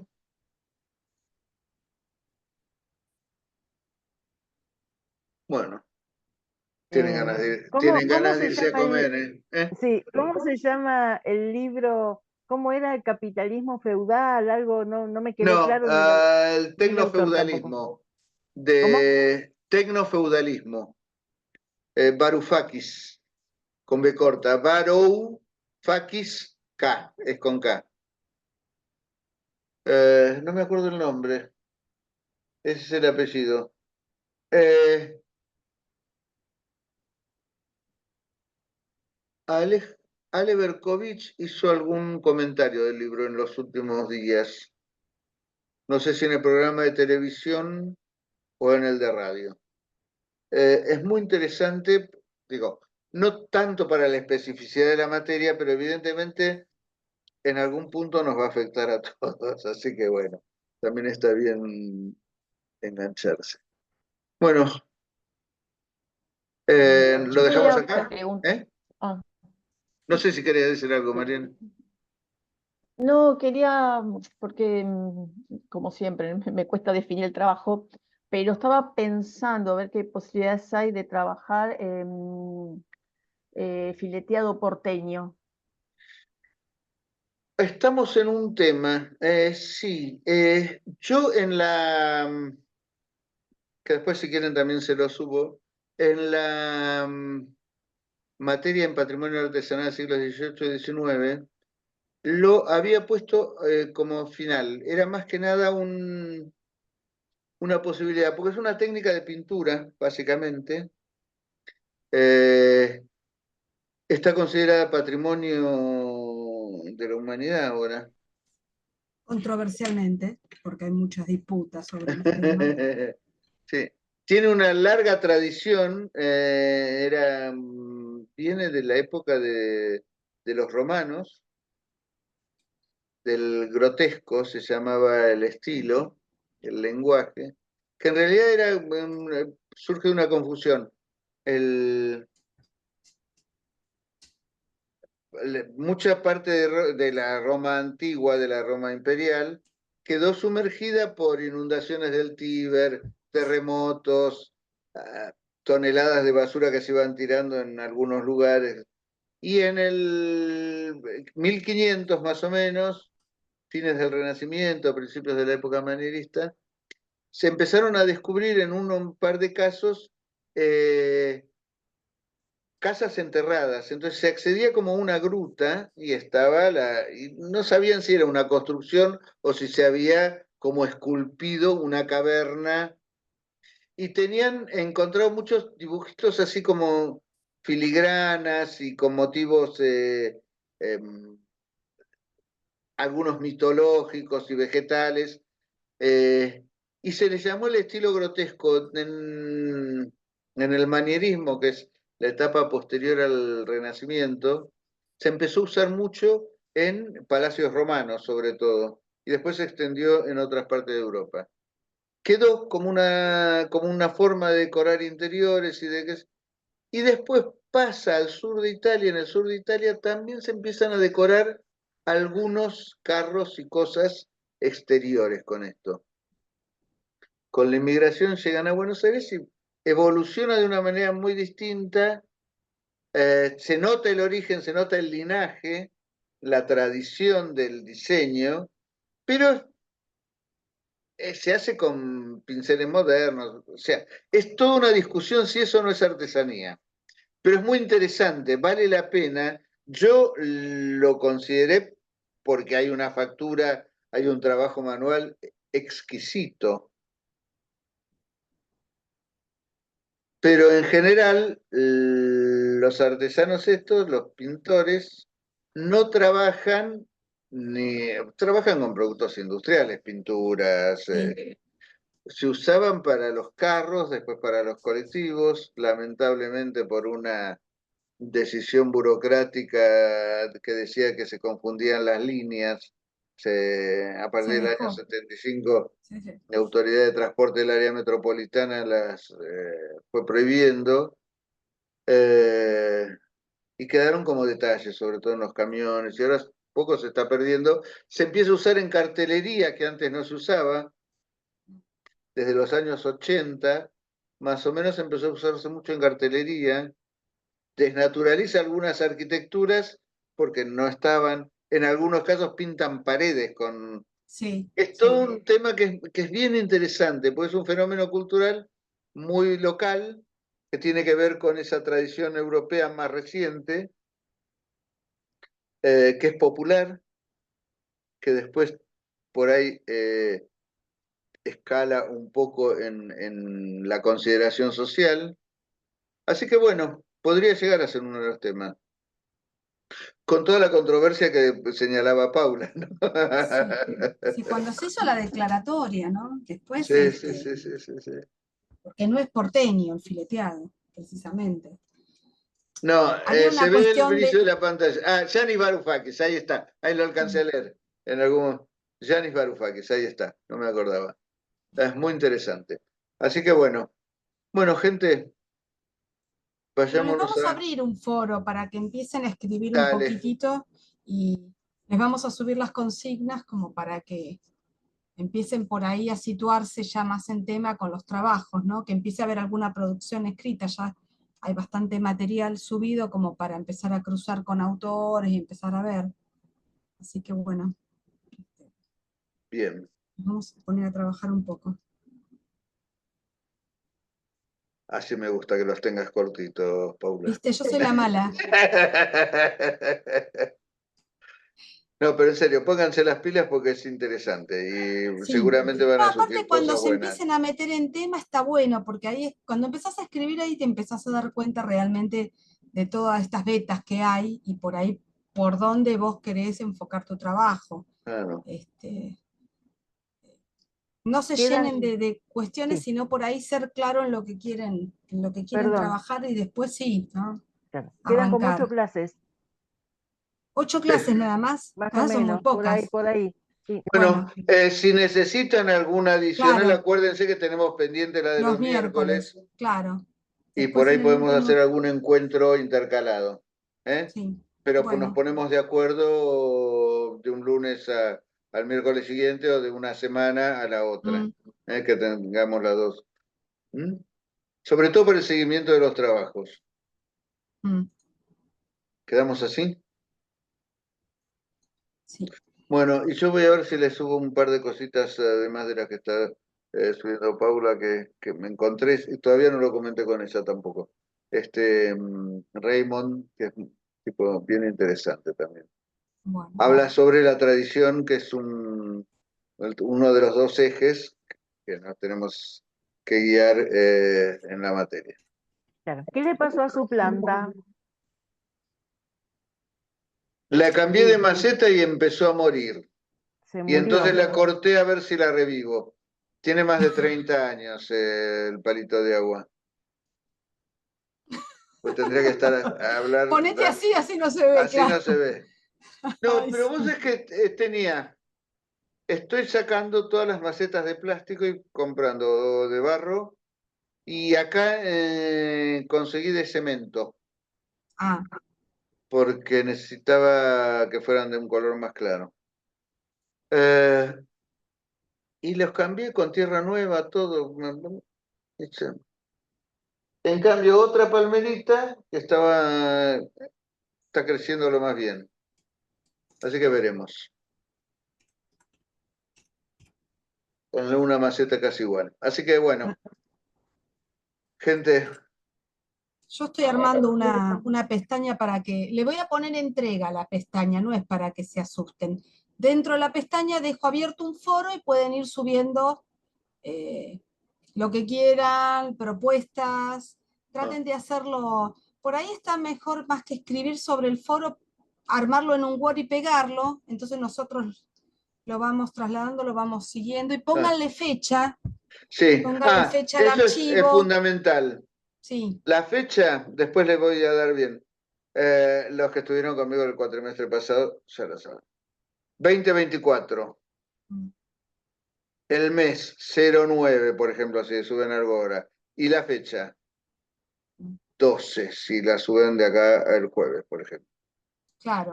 Porque, digo, eso nos permite ordenar cuando lo bajamos a carpetas y Sí, lo mira ella, lo miro yo, lo claro. vamos Y su viendo, nos nombre, permite no se ordenar. olviden, aunque sea el apellido, pero pónganlo, porque a veces nos han Sí. mandado sin nombre, sin nada. No me pongan trabajo práctico final porque sabemos de lo que No, estamos hablando. sí, El apellido y por ahí el título para ordenar, ¿no? Si todavía no te sabemos qué título, no pongan nada, pongan no el ponen apellido. nada. Total, Pero somos pocos, pero en cursos más grandes se complica mucho la lectura y la lectura sí, en orden, porque si voy haciendo algún aporte, algún claro. cambio, ustedes mismos encuentran otro material o desechan una cosa que les parecía que en principio podían dar, ver la evolución de los trabajos es interesantísimo y necesario. Guillermo, Consignen. perdón, te lo entregamos entonces en un archivo Word para que ustedes puedan ir agregando cosas o te lo mandamos en un PDF. No, eso como quieran, pero bueno, nosotros le vamos a hacer las devoluciones dentro del foro, vamos mirando Claro. y les contestamos en el foro, así que no hay problema. Sí que sean prolijos en cuanto a cómo lo suben, ¿no? Yo ahí les estoy abriendo, mientras hablo con ustedes voy armando el Por foro. supuesto Les puse que eso. entrega, armé un foro. Tienen ahí la entrega, puede ser en PDF o puede ser en Word, y nosotros le vamos a ir devolviendo dentro del mismo foro, les va a llegar algo, ¿no? Como para ir orientándolos. 10, 20 páginas, si quieren anexo con fotografías. Es un ensayo, no es una tesina, Claro. no es un... Mm. No hagan, qué sé yo, tamaño 12 y con triple espacio entre renglón y renglón. Digo, un texto más... Después Ni igual lo podemos tampoco armar unas cuerpo condiciones 8, mínimas. Times New Roman Claro, cuerpo 8, sin interlineado, que parece claro. un... los trotskistas en las manifestaciones, hace unos años, aprendieron. Te daban un hoja oficio, todo texto.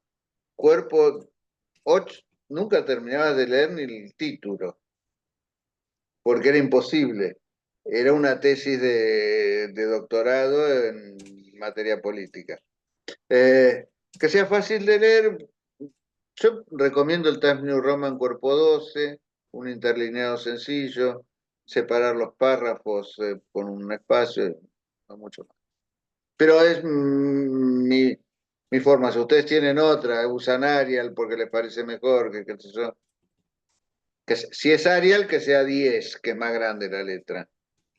Para que más o menos tenga una extensión comparable. Y después vamos a ver que en algún momento lo tenemos que planificar con tiempo y este no ha sido un año fácil. Estuvimos hablando de la intención por ahí de hacer un compilado de los trabajos para que queden para las futuras generaciones o para que sea como un... Por ejemplo, siempre me piden y que yo no estoy pudiendo cumplir porque la verdad que en serio ha sido un año particularmente difícil. Eh, Algún trabajo para publicar en la revista digital del departamento y demás. Y Mm. por ahí podríamos hacer alguna publicación, un blog, una cosa así, de la materia. Porque no sé cuánto tiempo más se va a dictar, porque digamos, la mención culturas tradicionales va